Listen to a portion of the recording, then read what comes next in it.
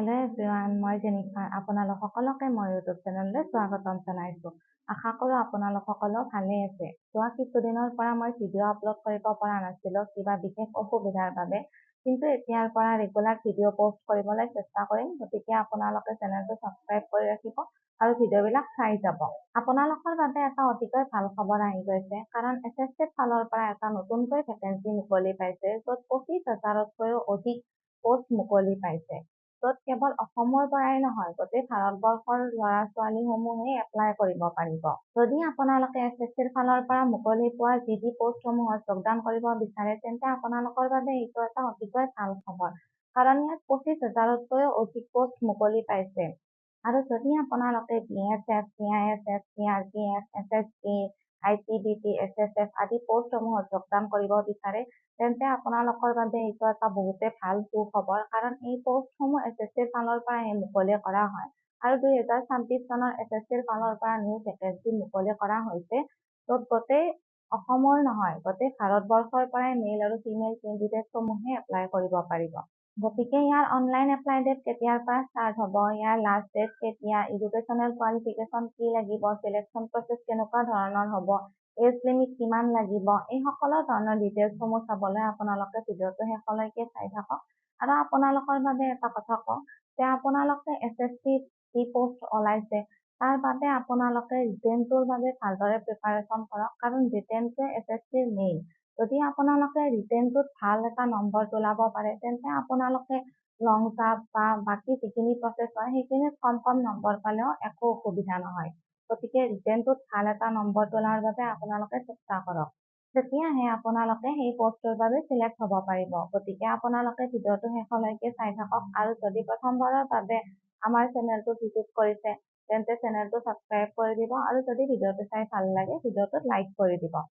তেন্তে বলক আমি ভিডিঅ'টো আৰম্ভ কৰোঁ। SSC DDৰ ফালৰ পৰা এই ৰিক্ৰুটমেণ্ট আউট কৰা হৈছে, য'ত 25,487টা কনষ্টেবল পোষ্ট আছে, মানে 25,487টা টোটেল পোষ্ট আছে।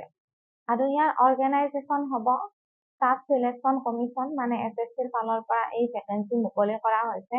ত' অনলাইনৰ লাষ্ট ডেট হৈছে 31 ডিচেম্বৰ 2025। আৰু ইয়াত টোটেল ভেকেঞ্চি আছে 25,487টা পোষ্ট আছে। আৰু ইয়াৰ পোষ্টৰ নাম হৈছে কনষ্টেবল জেনেৰেল ডিউটি। আৰু ইয়াত আপোনালোকে অনলাইন মাধ্যমৰ জৰিয়তে এপ্লাই কৰিব পাৰিব।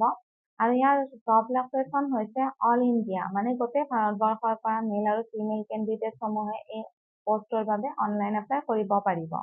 ইয়াত মেল কেণ্ডিডেটছৰ বাবে টোটেল পোষ্ট আছে 23,467টা, আৰু ফিমেল কেণ্ডিডেটছৰ বাবে টোটেল পোষ্ট আছে 2,020টা।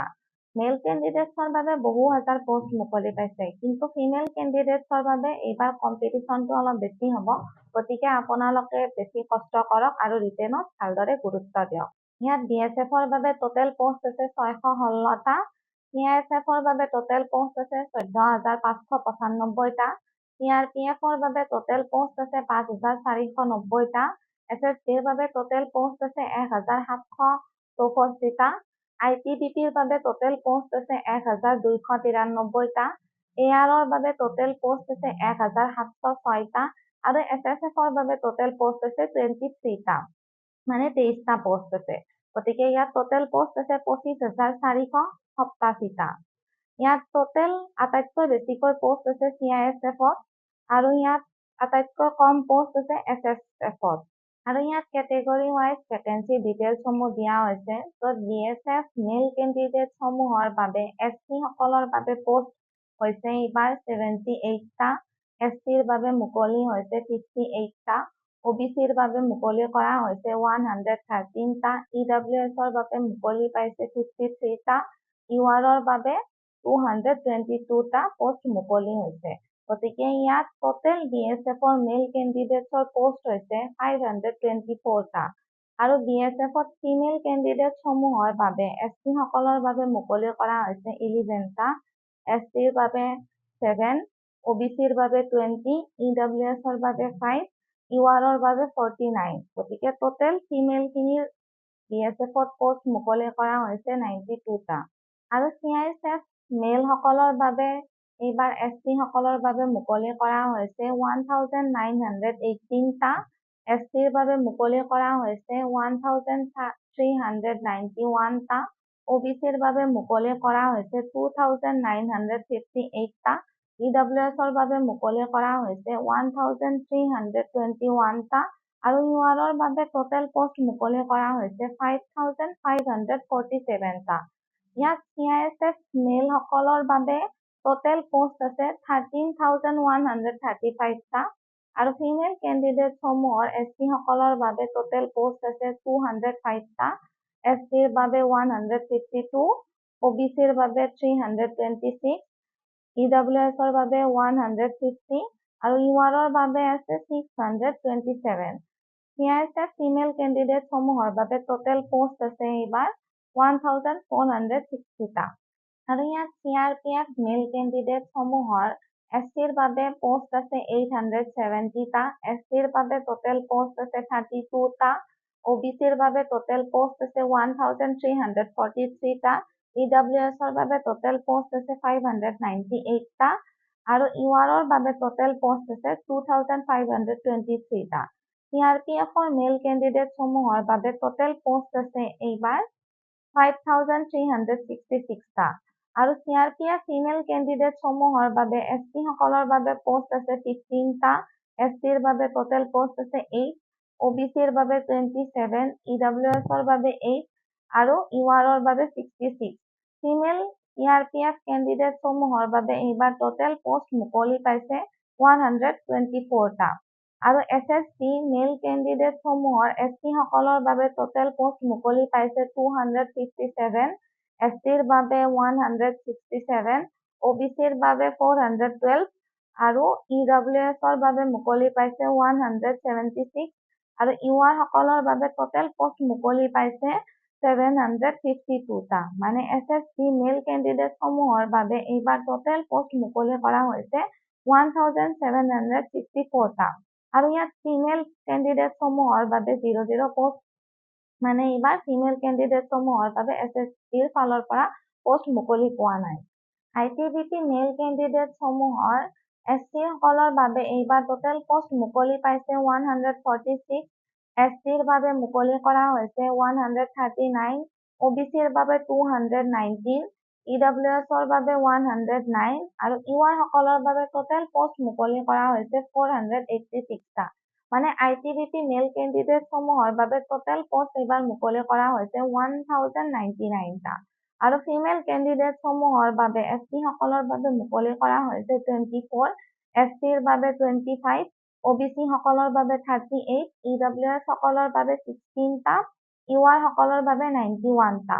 মানে এইবাৰ ITBP ফিমেল কেণ্ডিডেট সমূহৰ বাবে টোটেল পোষ্ট মুকলি কৰা হৈছে 194 টা আৰু ইয়াৰ পোষ্টৰ বাবে মেল কেণ্ডিডেট সমূহৰ বাবে ST সকলৰ বাবে এইবাৰ টোটেল পোষ্ট মুকলি কৰা হৈছে 161 টা, ST সকলৰ বাবে 302, OBC সকলৰ বাবে 278 টা, EWS সকলৰ বাবে 157 আৰু UR সকলৰ বাবে 658 টা। মানে AR মেল কেণ্ডিডেট সমূহৰ বাবে টোটেল পোষ্ট এইবাৰ মুকলি কৰা হৈছে 1556 টা আৰু ফিমেল কেণ্ডিডেট সমূহৰ বাবে ST সকলৰ বাবে মুকলি কৰা হৈছে 14, STৰ বাবে 30, OBC সকলৰ বাবে 25, EWSৰ বাবে 10 আৰু UR কেণ্ডিডেট সকলৰ বাবে 71। মানে AR ফিমেল কেণ্ডিডেট সকলৰ বাবে এইবাৰ টোটেল পোষ্ট মুকলি কৰা হৈছে 150 টা আৰু এইবাৰ SSF পোষ্টৰ বাবে মেল কেণ্ডিডেট সকলৰ বাবে টোটেল পোষ্ট আছে ST সকলৰ বাবে 3, STৰ বাবে 2 আৰু OBC সকলৰ বাবে আছে 6, EWSৰ বাবে আছে 2 আৰু UR কেণ্ডিডেট সকলৰ বাবে আছে 10। মানে SSF মেল কেণ্ডিডেট সকলৰ বাবে টোটেল পোষ্ট আছে এইবাৰ 23 আৰু ফিমেল কেণ্ডিডেট সকলৰ বাবে 00। গতিকে এইখিনিয়ে আছিল কেটেগৰী ৱাইজ ডিটেইলছসমূহ দিয়া হৈছিল। আশা কৰোঁ আপোনালোকসকলে ভালদৰে বুজি পাইছে আৰু ইয়াত এলিজিবিলিটি ক্ৰাইটেৰিয়াসমূহ দিয়া হৈছে, য'ত এজ লিমিট এইবাৰ দিয়া হৈছে 18 to 23 ইয়াৰ্ছ। মানে মিনিমাম এজ হ'ব লাগিব 18 ইয়াৰ্ছ আৰু মেক্সিমাম এজ হ'ব লাগিব 23 ইয়াৰ্ছ। আৰু SC আৰু ST কেণ্ডিডেটসমূহে 5 ইয়াৰ্ছৰ এজ ৰিলেক্সেশ্যন পাব আৰু লগতে OBC কেণ্ডিডেটসমূহে 3 ইয়াৰ্ছৰ এজ ৰিলেক্সেশ্যন পাব।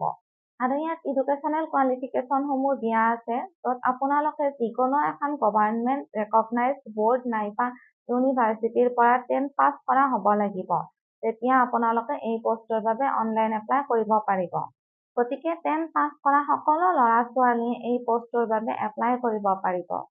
আৰু এই পষ্টৰ বাবে আপোনালোকে অনলাইন কৰিবলৈ হ'লে এটা এপ্লিকেশ্যন ফিজ দিব লাগিব, য'ত জেনেৰেল কেণ্ডিডেটসকলে দিব লাগিব 100 ৰুপিজ আৰু SC, ST, PWBD আৰু ফিমেল কেণ্ডিডেটছৰ বাবে কোনো ধৰণৰ ফিজ দিব নালাগে। আৰু এই পে'মেণ্ট আপোনালোকে জেনেৰেল কেণ্ডিডেটসকলে credit card, debit card, net banking আৰু UPIৰ সহায়ত দিব পাৰিব। আৰু ইয়াত চিলেকশ্যন প্ৰচেছটো দিয়া আছে, য'ত আপোনালোকৰ প্ৰথমে হ'ব CBE এক্সাম, মানে কম্পিউটাৰ বেছড এক্সামিনেশ্যন। তাৰপাছত আপোনালোকৰ হ'ব PET, মানে ফিজিকেল এফিচিয়েঞ্চি টেষ্ট। তাৰপাছত আপোনালোকৰ হ'ব PST, মানে ফিজিকেল ষ্টেণ্ডাৰ্ড টেষ্ট। তাৰপাছত হ'ব ডকুমেণ্ট ভেৰিফিকেশ্যন, তাৰপাছত মেডিকেল টেষ্ট, তাৰপাছত প্ৰি মেডিকেল টেষ্ট, তাৰপাছত ফাইনেল মেৰিট লিষ্ট ওলাই যাব। আৰু ইয়াত চিলেকশ্যন প্ৰচেছসমূহৰ ডিটেইলছখিনি আপোনালোকক আন এটা ভিডিঅ'ত জনাম, কাৰণ এইটো ভিডিঅ'ত সকলোখিনি ক'বলৈ গ'লে ভিডিঅ'টো বহুত দীঘলীয়া হৈ যায় আৰু আপোনালোকে ভিডিঅ'টো চাই আমনি পাব। গতিকে আজিৰ ভিডিঅ'টোত এইখিনিয়ে আছিল। আপোনালোকে যদি ফাইনেল মেৰিট লিষ্টত আপোনালোকৰ নামসমূহ চাবলৈ বিচাৰিছে, তেন্তে আপোনালোকে এতিয়াৰ পৰাই কষ্ট কৰক। কাৰণ SSCত মেইন হৈছে আপোনালোকৰ ৰিটেন এক্সাম। যদি আপোনালোকে ৰিটেন এক্সামটোত ভাল এটা নম্বৰ তোলাব পাৰে, তেন্তেহে আপোনালোকৰ ফাইনেল মেৰিট লিষ্টত নাম অহাৰ বহুতে চান্স আছে। যদি আপোনালোকে ৰিটেনত এটা ভাল নম্বৰ তোলাব পাৰে, তেন্তে আপোনালোকে বাকী থকা প্ৰচেছখিনিত ভাল এটা নম্বৰ তোলাব নোৱাৰিলেও আপোনালোকৰ ইমান এটা অসুবিধা নহয়। আৰু ইয়াত বহু হাজাৰ ল'ৰা-ছোৱালীয়ে এপ্লাই কৰে, কিন্তু সকলোৱে ভালদৰে প্ৰিপাৰেশ্যন নকৰে, যাৰ ফলত সকলোৱে এই পষ্টটোৰ বাবে চিলেকশ্যন পাব নোৱাৰে। আৰু গতিকে আপোনালোকে এই পষ্টটোৰ বাবে এতিয়াৰ পৰাই প্ৰিপাৰেশ্যন কৰক, যাতে আপোনালোকৰ এক্সামটোত বেছি হাৰ্ড নহয়। আৰু আপোনালোকে চোৱা গোটেই বস্তুখিনিয়ে যাতে আপোনালোকৰ কমন পৰে, সেইবাবে আপোনালোকে এতিয়াৰ পৰাই প্ৰিপাৰেশ্যনটো ভালদৰে কৰি যাওক। আৰু ইয়াৰ চিলেকশ্যন প্ৰচেছৰ ওপৰত নেক্সট ভিডিঅ' এটা লৈ আহিম, গতিকে আপোনালোকসকলে চেনেলটো ছাবস্ক্ৰাইব কৰি ৰাখিব। আৰু আশা কৰোঁ আজিৰ ভিডিঅ'টো চাই ভালে পালে। যদি ভিডিঅ'টো চাই ভাল পালে লাইক, শ্বেয়াৰ লগতে চেনেলটো ছাবস্ক্ৰাইব কৰিবলৈ একেবাৰে নাপাহৰিব। তেন্তে লগ পাম অন্য এটি ভিডিঅ'ত।